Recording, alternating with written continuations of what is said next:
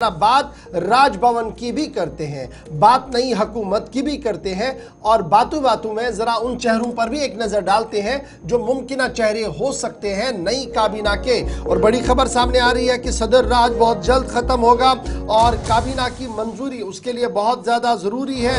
एक तरफ से ये खुद वजीर जो लीडर ऑफ द हाउस चुने गए हैं उमर अब्दुल्ला का मानना है, और दूसरी तरफ से इतलात और खबर ये है कि बुधवार 11 बजे हलफ बर्दारी की तकरीब हो सकती है। जराया राजभवन और नई दिल्ली से इस बात की तस्दीक कर रहे हैं कि बुधवार को 11 बजे के आसपास हो सकता है कि हलफ बर्दारी की तकरीब हो, और उससे कबल नेशनल कॉन्फ्रेंस के अंदर सलाह मशवरे का सिलसिला रात देर गए से दोबारा शुरू हो गया है। और ये सलाह मशवरा नई काबीना को लेकर है। माना जा रहा है कि उमर अब्दुल्ला और फारूक अब्दुल्ला समेत कई लीडर रात देर गए भी दोबारा राब्ते में एक दूसरे के आए और नई काबीना की तश्कील के हवाले से जो है वो तबादले ख्याल किया गया है।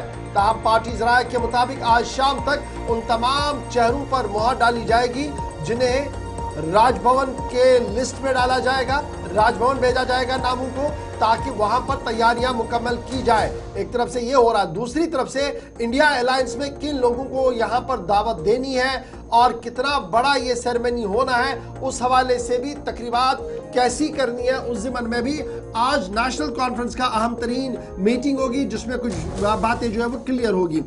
पुराने और नए चेहरे जो है वो अब की बार काबीना में हो सकते हैं, लेकिन बड़ा सवाल ये है कि जम्मू की रिप्रेजेंटेशन, सूबा जम्मू के अक्सर डिस्ट्रिक्ट्स की रिप्रेजेंटेशन जो है वो कम होगी अब की बार जम्मू कश्मीर की नई इंतजामिया के अंदर। और तकरीबन 22 साल के वक्फे के बाद जम्मू, उधमपुर, कठुआ, सांबा और इस तरीके से दीगर इलाकों से शायद नुमाइंदगी अब की बार काबीना के अंदर ना हो, क्योंकि इन तमाम इलाकों के अंदर भारतीय जनता पार्टी के नामजद उम्मीदवार जीत चुके हैं। सांबा, जम्मू, कठुआ, उधमपुर, ये वो 5 जिले हैं जहां जम्मू, सांबा, कठुआ और उधमपुर ऐसे जिले हैं जहां पर शायद काबीना में कोई भी ना आ सके इन डिस्ट्रिक्ट से, क्योंकि लगातार इन तमाम डिस्ट्रिक्ट के अंदर जितने भी मेंबरान असेंबली है वो बीजेपी के पास है। इसलिए 22 साल के वक्फे के बाद इस तरीके का माहौल जो है वो देखने को मिलेगा, क्योंकि बीजेपी अपोजिशन में है और इस तरीके से काबीना में यहाँ पर नहीं हो सकती। एक तरफ से ये माना जा रहा है। दूसरी तरफ से जब आप साबिका हुकूमतों को देखेंगे, 2002 पर नजर डालेंगे, 2008 पर नजर डालेंगे, 2014 में नजर डालेंगे, तो जम्मू डिवीजन ने एक मेजर रोल प्ले किया और एक अच्छी खासी हुकूमत साजी में उनका रोल रहा है। 2002 के कोलिशन में कांग्रेस, पीपल्स डेमोक्रेटिक पार्टी और पैंथर्स पीडीपी जो पैंथर्स पार्टी थी, कुल मिलाकर 19 एमएलए जम्मू से थे।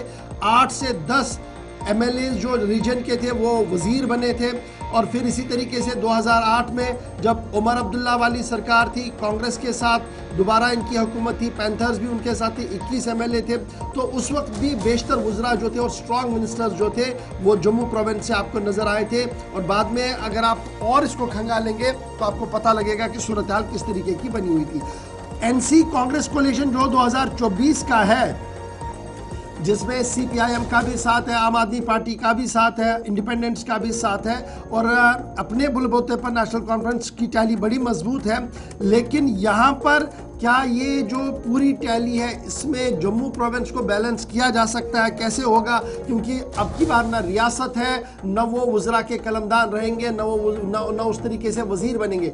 10 वज़रा को टोटल चुनना होगा बशमूल वज़ीर आला के। तो काफ़ी मुश्किल वक्त उमर अब्दुल्ला के भी सामने है कि सबको लेकर चले, सबकी एस्पिरेशंस को लेकर चले, इसलिए सलाह मशवरों का सिलसिला भी जारी है। एक तरफ से ये चल रहा है। दूसरी तरफ से जब उमर अब्दुल्ला से पूछा गया कि वक्त क्यों लग रहा है जी हुकूमत साजी के लिए, तो उमर का यह मानना है कि जरूर टेक्नोलॉजी का जमाना है, लेकिन एक टेक्नोलॉजी का जमाना यह भी था कि गवर्नर हाउस की मशीन खराब हुई। अब की बार वो ऐसा नहीं चाहते हैं, इसलिए हर एक चीज कायदे से चले, आज खुद चले। इसलिए वो इस बात का इंतजार करेंगे कि दिल्ली से जल्दी में इस बात का फैसला हो और सदारती राज जो यहाँ पर इस वक्त सदर राज चल रहा है इसका इख्तिताम हो और सरकार जो है वो बन पाए। उमर का अपना एक मौक़िफ़ इस बारे में है। लेकिन अब ये मुमकिना चेहरों में जो है वो ये माना जा रहा है कि पुराने और नए चेहरों को जगह मिलेगी। पुराने चेहरों में अब्दुल रहीम राथिर साहब साबिक वज़ीर ख़जाना है, ज़िला बडगाम को रिप्रेजेंट करने कहा जाए, दोबारा भी शायद इन्हें मौका मिले। फिर अली मोहम्मद सागर साहब की सेहत ठीक नहीं है तो चिमे गोया ये है कि शायद जूनियर सागर को मैदान में उतारा जाएगा। फिर मुबारक गुल जो 7 मरतबा जीत चुके हैं, श्रीनगर से इनका ताल्लुक है, इनकी भी एस्पिरेशंस है बहुत ज़्यादा और इनका नाम भी पिछले कई दिनों से चिमी गोइयाँ चल रही है कि शायद ये भी अब की बार हो सकता है। तनवीर सादिक जो तर्जुमान है, चीफ स्पोक्स पर्सन है नेशनल कॉन्फ्रेंस के, पहली बार चुनाव लड़े और अच्छे खासे मार्जिन में इन्होंने डाउनटाउन से जीत भी दर्ज की। तनवीर सादिक का नाम भी गर्दिशों में बहुत ज़्यादा बना हुआ है। एजाज जान जम्मू से नौजवान चेहरे हैं, उमर और फारूक के काफ़ी नज़दीक माने जा रहे हैं, इनका भी जनाब नाम चल रहा है, नया चेहरा है, नौजवान चेहरा है और इन्हें भी मदद मिले, इनको भी काबीना में लाया जाए, इस हवाले से भी गुफ्तगू जो है वह चल रही है।